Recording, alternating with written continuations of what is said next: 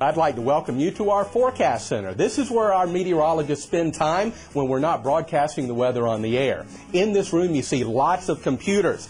This computer here is just simply the internet. We can go on the World Wide Web and find lots of weather information, meteorological information about the atmosphere that helps us make forecasts. We've got two of those computers. This computer over here simply allows us to show you current temperatures for some of our favorite communities here in the Piedmont.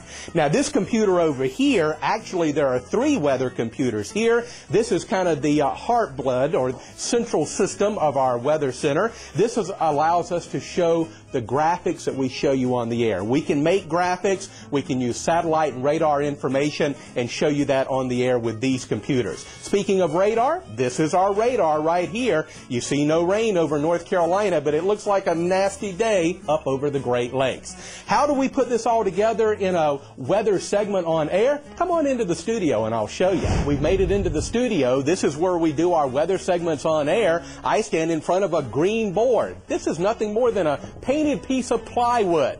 But when I point to the graphics, if you were in the studio, you'd only see this green wall. I have to look into a television monitor so I'll know where to point, so I can point out those cold fronts and those warm fronts and high and low pressure areas. A rather interesting way, but important way to do the weather. Sometimes all this fancy equipment breaks down and we have to call on our engineering department. Lee Brock's going to tell us about that department. Well,